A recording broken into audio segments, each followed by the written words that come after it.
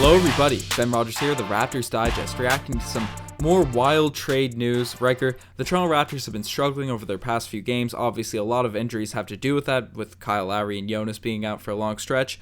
But apparently, the Toronto Raptors have inquired about Bradley Beal, but the Washington Wizards have come back with a ridiculous asking price. But the dialogue is there. What are your initial thoughts on this possibility that Bradley Beal is a Toronto Raptor? Well, it's no surprise that this news, that these rumors are circulating now, coming after the crushing defeat against the San Antonio Spurs. It really was storyline for that franchise, not for the Raptors. We traded away a guy that was committed to the Toronto Raptors franchise for the rest of his career. And on the flip side, they lost their star player who very publicly said he demanded to be traded. So you're right. They've been struggling, and they're looking to tighten up their roster to bring in a couple more heavy hitters because this is their championship run season.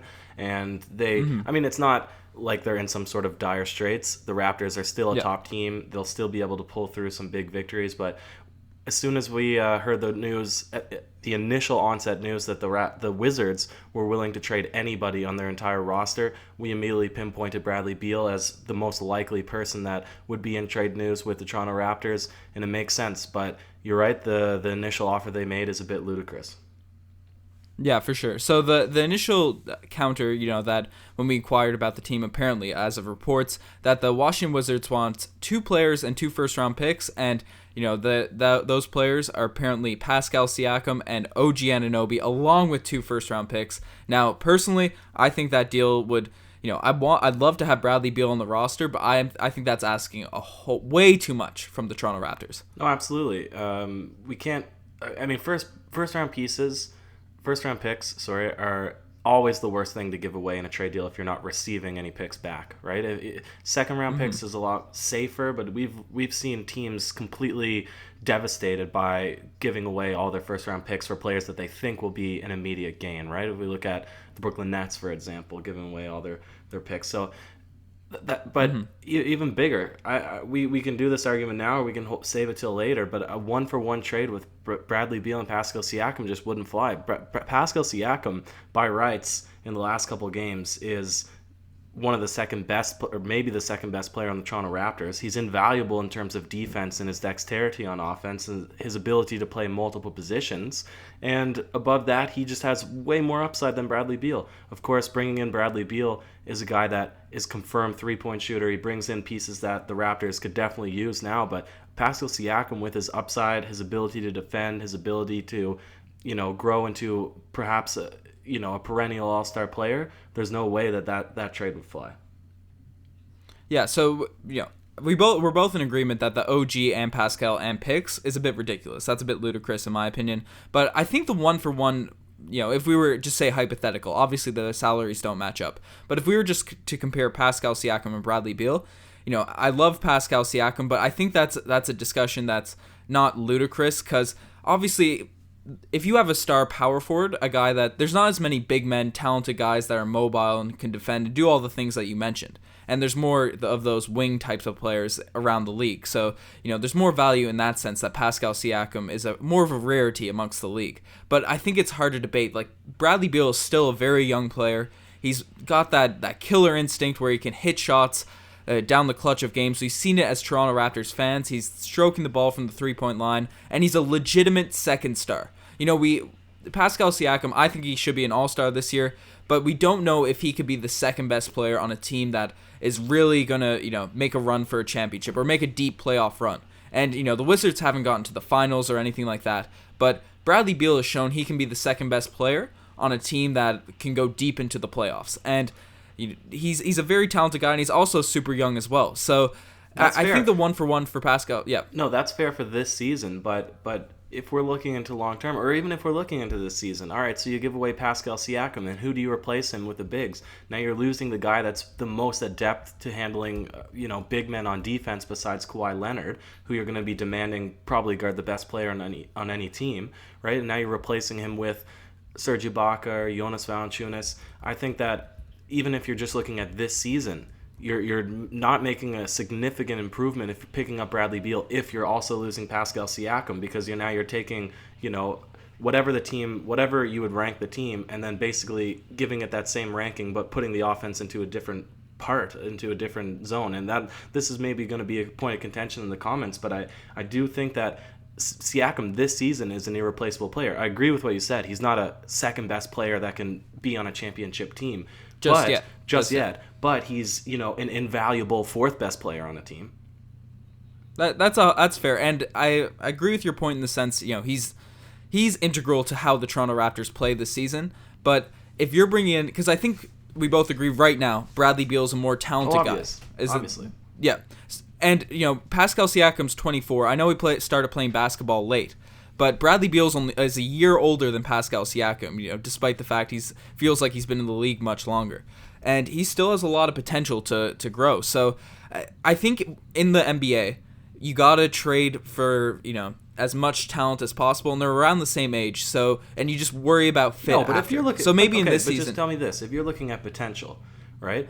Pascal Siakam still has a 3-point shot to develop, right? He still has better handling, right? He still has better IQ that he can develop. His defense is already set, but he can probably become a better defender. Bradley Beal is already averaging 20-plus points per game, right? What other components does he have to become significantly better in? Well, that scoring ability is somewhere that's tremendously valuable, and we value Pascal Siakam because we feel like he's going to grow and all those sorts of things. But Bradley Beal is a guy that is already there. He's already so an established guy. What's his potential? Is he going to become a 40-point player? Well, he's not going to become a 40-point player, but a guy that can score at will. Can hit threes in the modern offense. Despite the fact that Siakam might be all around a little bit, better in other areas because he doesn't come close to Bradley Beal in scoring wise right now, but.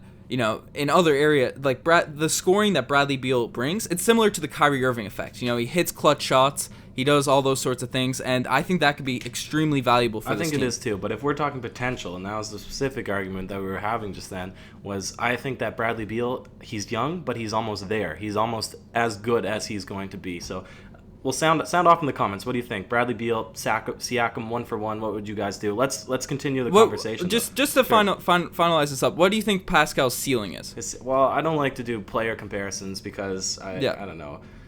I could see him being his own type of player. I could see him being like a. But do you ever think he'll be as good of a scorer as Bradley Beal? No, not as good of a scorer, but I think that it's more valuable to have a Draymond Green that can score than it is to have a pure scorer like Bradley Beal. And this is not to take away from his defense. This is not to say... I still agree that Bradley Beal right now would help the Raptors more than Siakam would help the Raptors, right? But I'm saying that it's going to diminish the ability for the Raptors to defend small ball if you get rid of Siakam. And I also think in the long term, Siakam is a more savorable player because he has more things that he can bring to the table in an era where you need all of those qualities. You can't just have a big man that can defend. You need a big man that's mobile and can score. When Bradley Beal, he has upside still, but I think long term he's not going to become significantly better because he's already a 25-point guy per night, Yeah, that's 100% fair. And I'd also base, because obviously Siakam fits within an offense a little bit better, because he's more of a rarity.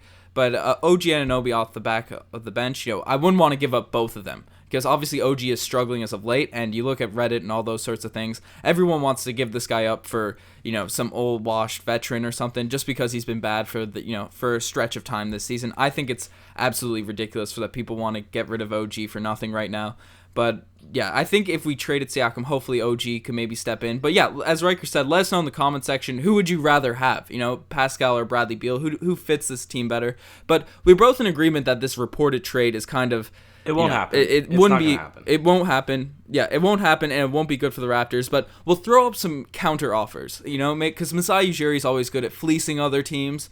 We all know what he's like. So one trade I want to throw at you is if the Toronto Raptors gave up CJ Miles, Malachi Richardson, Fred VanVleet, OG Anunoby, and 2 first-round picks for Bradley Beal. Okay. Say it again. Say it a little bit slower this time here. CJ Miles, Malachi, Fred, OG, and 2 firsts. Yeah. That's an ideal trade right there. Of course, Fred is good, but we have a lot of depth, at the point guard position. Even guards that can shift down and play the point, right? Or even if you had a guy like, if you put Kawhi Leonard and just have him handle the ball and play with a bigger small ball lineup, so to say. You get that CJ Miles dump. I'm of the opinion that OG, he has the ability to get better, but this was the season I thought he would make major improvements upon his game, right? And he's almost regressed. And I've mentioned this in a previous comment that I think that he has a bit of role confusion, right? Because now he's not first, second, third, or fourth option in an offense to have any plays called for him. So he has to take it upon himself to to create his own shot. And I don't think that he understands how to do that yet, or perhaps he hasn't been given the proper run to do that. I think that would be an ideal trade, because you're getting rid of, good role players, solid guys, but it's almost like the Philadelphia trade. It makes up for it when you bring in one heavy hitter. Yeah, and the couple 2 first-round picks are also very valuable as well. We don't want to undervalue those picks. Those, especially if, Kawhi leaves or something, 2021, 2023, it's hard to predict those sorts of things, just like we all know the Brooklyn Nets learned that the hard way. So it's definitely one that could be possible if the Wizards, stop being crazy with their negotiations. But, as I mentioned earlier, the OG scenario, I really hate trading this guy, especially when his value is so low right now. It's at, if OG were a stock, he'd be plummeting right now. He's had a bearish season, but if it's for Bradley Beal, if the Wizards see his value not to where it's at right now, and this trade goes through, I'd be fine with it, because Bradley Beal's a legitimate superstar, and we're keeping Pascal Siakam. But it hurts me to lose OG. Okay, let me give you a hot take here. Well, not a hot take. Let me get your hot opinion on this take. Yep. I would say that besides, Kawhi and Danny Green are unavailable anyways. Fred VanVleet will open up soon this season. I'm not sure exactly when, but he signed early enough that you only need 3 months. Yeah, December 15th. So he should be eligible for trade right now. For trade. I would say that anybody on the Raptors that can be traded besides Siakam is tradable. And sound off in your opinion here. I would say that a trade including, and now of course if you're packaging up basically the whole team for Bradley Beal, then that's a point of that's definitely a no. Yeah. But I would say that any given player on the team, no players untouchable. I'm willing to trade, and I would be comfortable with trading anybody to get back a player like Bradley Beal. Aside from Kawhi and you can't Siakam, you can't trade Kawhi and besides Siakam basically. Okay. That's a fair statement, and I'd be honestly open to trading Siakam, but, if we trade Siakam, it can't be any more value with it. The straight up deal, maybe with some salary filler, would be fair in my estimate, but, I don't think anyone's off the table. I think as long as we're getting an equal return, we're not giving up multiple valuable pieces, I trade a lot of players for Bradley Beal.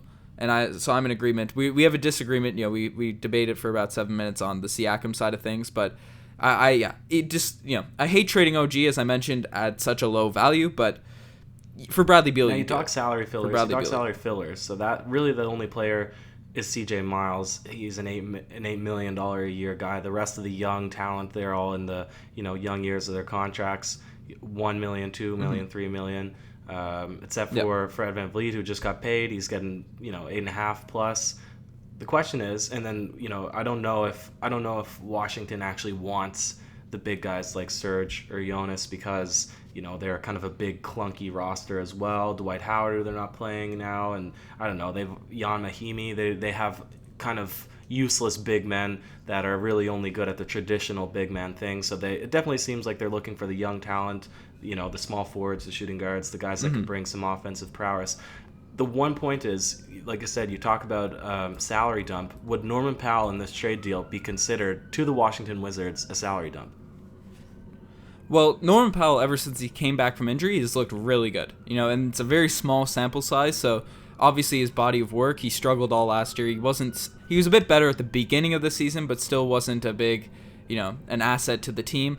But the past few games, he's been very solid, and maybe the Wizards would see these games and see his potential. So it's interesting to see. I'm sure in negotiations, they treat him like a salary dump if they, are proper at negotiating with Masai. But, Masai usually does the fleecing in trade, so I'm sure, would you want to give up Norm as a salary dump the way he's been playing the past couple games? Let's get your take on it. Well, it's not necessarily that he's a salary dump. I just mean, could he be leveraged as an actual asset in this trade, or would he be considered like CJ Miles, just a person that you throw on, to balance it out. And I would hope, right, obviously, because you want to give up the least in order to get the most amount back, that they, like you said, that they've seen him. They value him as an exactly. asset. But I think realistically, they're probably thinking the same thing. This guy might have a bit of potential, but let's downplay him and, get some more young guys and then just get him as a throw on.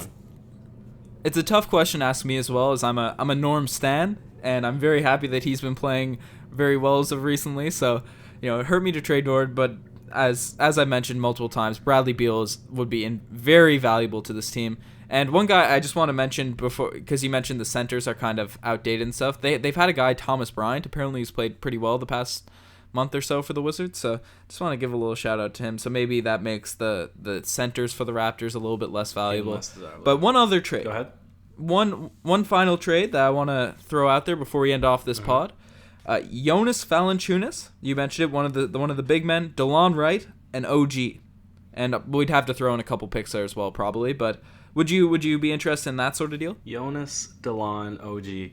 Yeah, I mean, of course, I really am of the opinion that any of these guys are tradable. This is a season that the Raptors, it hurts to say, it hurts to break up the core, but the Raptors want to get to the finals, right?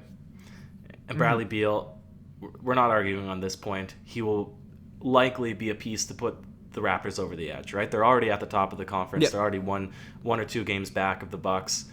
They only just need one more. Yeah. And we've been injured. We've been ridiculously injured. Exactly. And as much as I love Jonas, and I think he's probably better than Serge on a given night, I guess against certain matchups. Yeah. I think that would be a good trade. We get to keep Fred, who I'm usually higher on than DeLon. I think DeLon, he brings a lot to the table, but I just love Fred's confidence and his leadership. I've already said I think OG, love him. I think he will have that potential. I just think if the timing is right and he's really not bringing any value right now to this Raptors team, jump on the opportunity and get a player like Bradley Beal. Yeah, for sure. That's the OG scenario. It's tough, but you do those deals for Bradley Beal, and I think this is a trade, especially with the picks, because we're kind of glossing over the two future first round picks, but those are two very valuable assets in the NBA. Masai Ujiri doesn't like to give up those lightly, so that along with these three players are, I think this is the best deal that we could offer and still, get the reciprocal value. I think that's a good trade for both teams, in my opinion. But are we crazy? Let us know in the comment section below, and let us know your specific trade scenarios. We want to hear all the break out the trade machine. Send links to that. But this would be very interesting if the Raptors got another all-star in Bradley Beal. And it's not impossible. It's not completely impossible to think it could happen. Yep. We thought Kawhi was impossible, but some Bradley Beal's less valuable than Kawhi. So, and everyone said that we'd have to trade Siakam and OG to get Kawhi as well. We didn't have to do that. We did have to trade DeMar, but interesting stuff. Anyways, you're the best for making this far. Check out the Twitter, the Instagram, all that cool stuff. Got some wild trade wins coming up, Ryker. Yep, we got in our classic video of the year coming up, the 5 impossible trades for the Toronto Raptors. Can't wait. Exciting time of the season. For sure. Yeah, anyways, we're signing off. Rock out. Cheers.